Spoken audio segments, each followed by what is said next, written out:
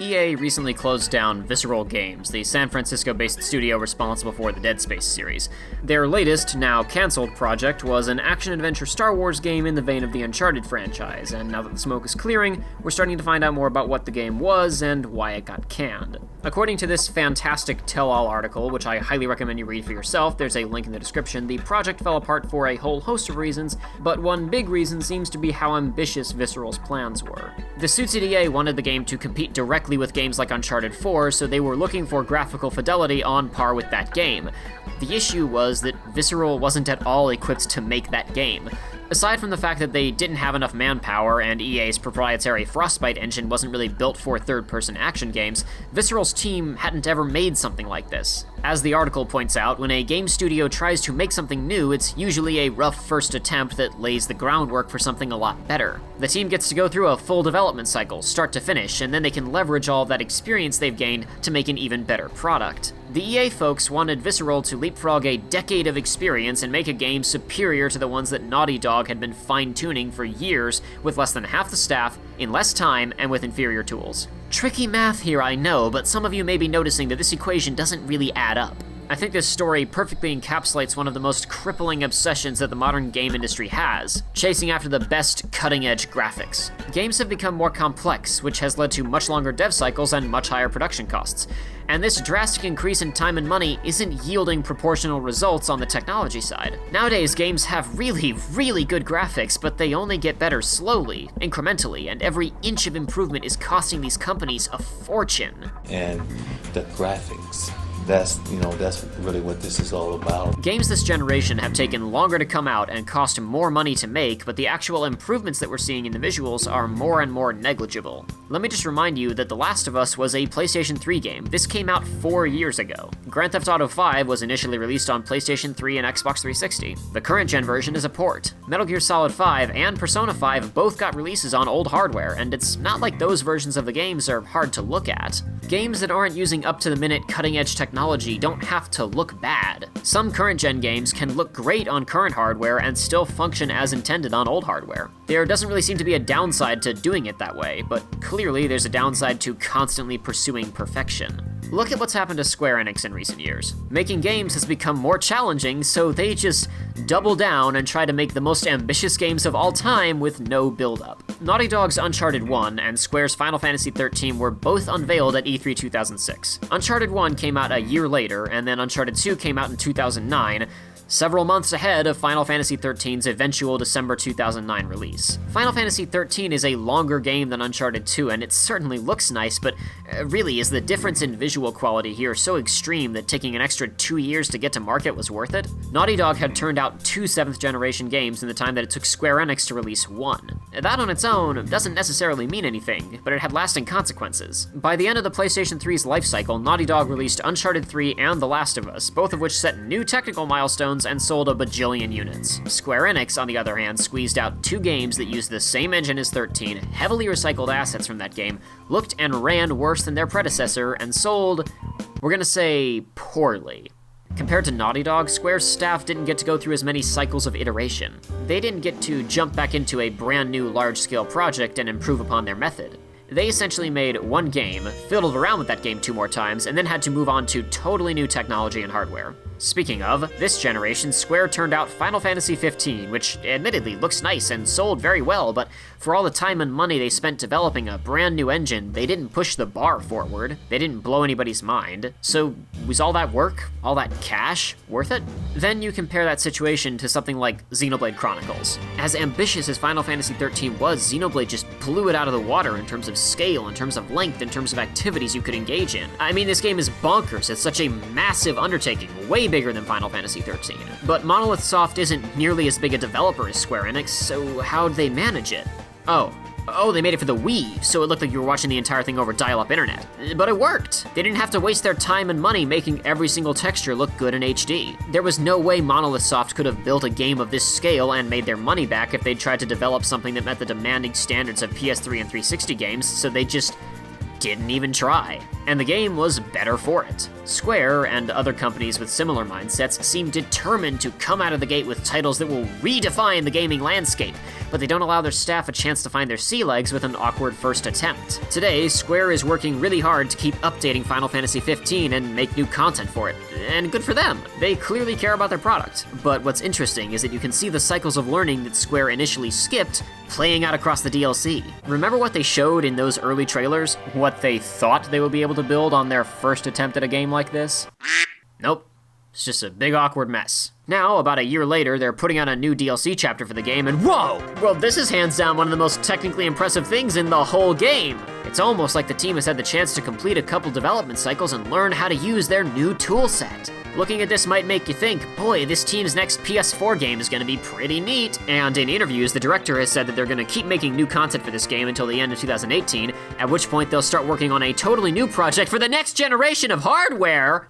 So the staff at Square tried to make their most ambitious game ever on their first try with new technology, and just as they're getting comfortable working for this platform, they're switching to totally new technology to make another, even bigger, more ambitious game. No, it's perfect, carry on. I don't even care anymore. Chasing perfection without the chance to iterate is killing these games. Persona 5 seems to have gone through a similar situation. That game was supposed to come out in 2014, but didn't release until late 2016, and remember, that's one of the games that also runs just fine on last-gen hardware. Here's a thought. What if they made a miniature spin-off Persona game, like one that was 15 or 20 hours long instead of 120, and sold it for $40? People would have gobbled it up, and the staff would have gained important experience that they could reapply to their super ambitious project. This actually isn't that uncommon. We've seen several developers do something like this in recent years. And think about it, these are the successes. Visceral didn't get to turn out a game at all. Their project just crashed and burned. How many other projects have never seen the light of day or otherwise didn't meet their publisher's expectations because they were chasing after absurd standards without being prepared for the task? And do you want to know the best part of all this? It doesn't matter! Y'all know Mario, right? You remember when he used to look like this? Then after a couple of iterations, he looked like this. Whoa, he looks less like a bunch of blocks shoved together and more like a real cartoon character. He's starting to look like those illustrations from Nintendo Power. And then Nintendo said, nah, you ain't seen nothing yet. This is the past. You wanna see the future? Oh my goodness, the surgery. It worked. He's perfect. And then a little while later, Nintendo was all like, nah, son, that was a dry run. You really think that's a Mario? You ain't never seen a Mario. This is a Mario. All three of these were huge leaps. The kinds of leaps that would get you excited, that would get you to run out to a game store or Blockbuster to see what the new technology was offering. But again, that was the old. That's like 2002 old. Hillary Clinton wasn't even president yet. Pokemon go to the polls. So, it's been more than a decade. Let's go see what Mario looks like now, 15 years later. What are you cooked up for us, Nintendo? Oh, he looks the same. I mean, yeah, his hair is more detailed and there's actual stitching on his overalls, so that's all cool, but really?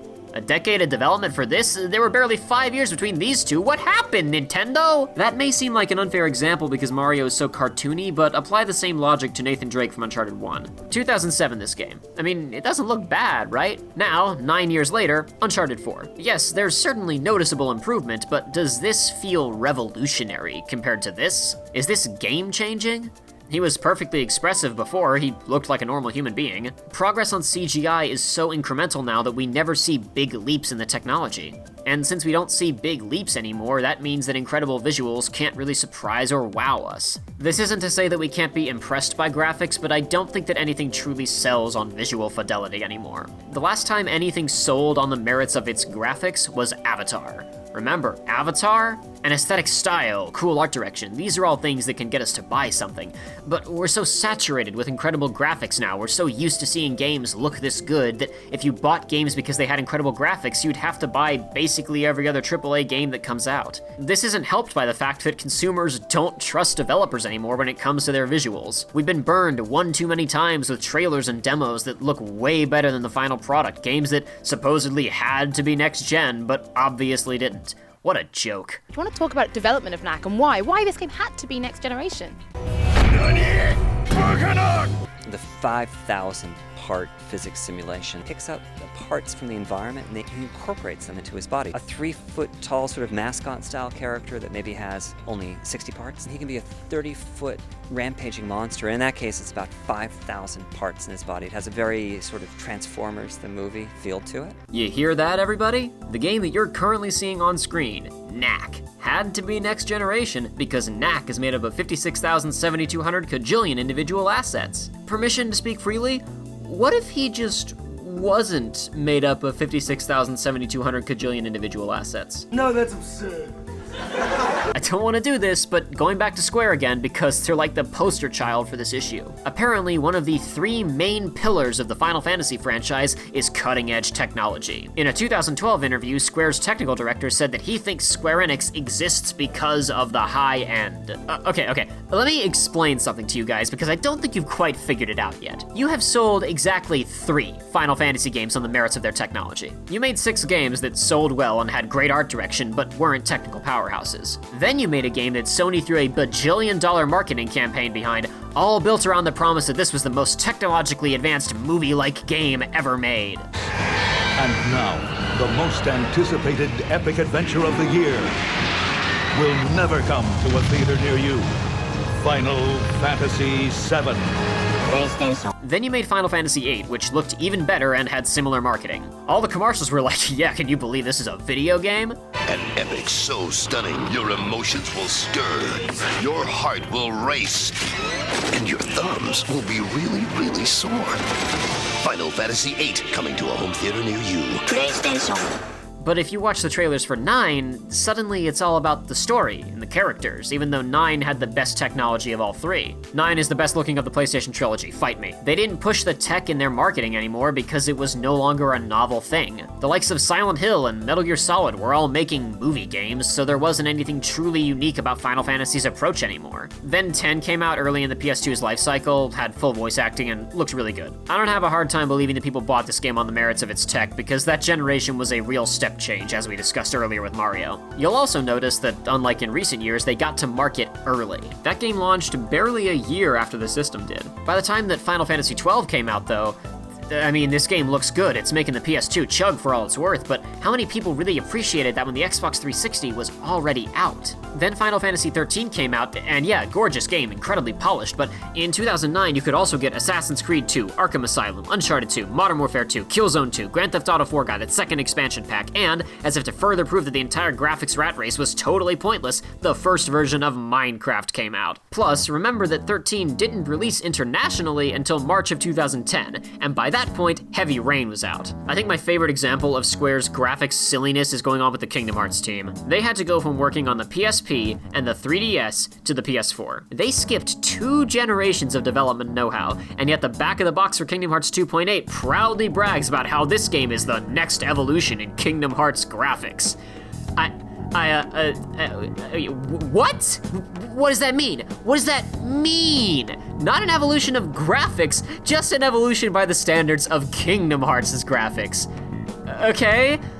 Who cares? They're asking this team to turn out bragging rights-worthy visuals 4 years into the current console generation, and even when they brag about it, they're only bragging about it by their own internal standards. So the only people who would even understand what that means or care are the super hardcore fans who are gonna buy it anyway. The big back of the box feature for this 2017 game is that the graphics in this entry are better than the graphics from the last entry.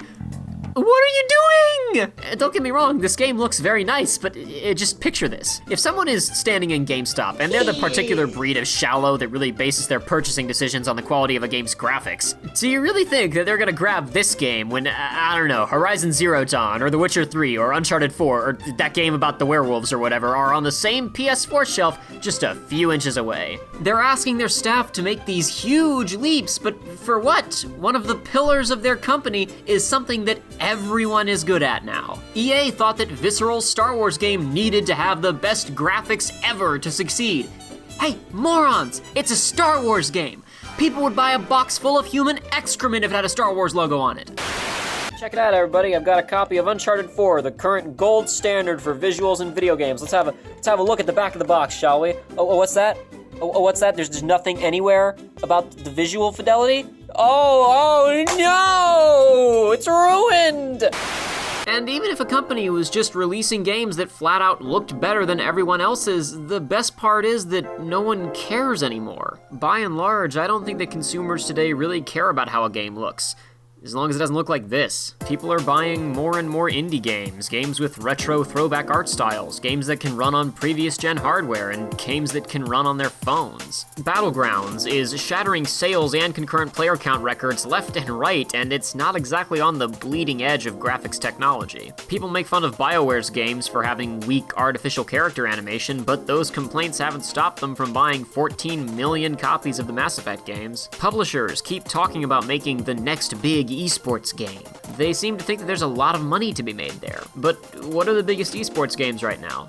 Well, we've got Counter-Strike Global Offensive, a game that runs on the Source engine. And oh yeah, there's League of Legends, which is really pushing the envelope in the visual department. If games don't sell because of their graphics anymore, then I've gotta ask, if a given game looked a bit worse than these absurd standards the industry keeps setting for itself, would consumers even care? I don't think so, and the industry seems to agree with me because they keep churning out HD ports of games from a generation, heck, 2 generations ago. The HD remaster of Final Fantasy XII looks good.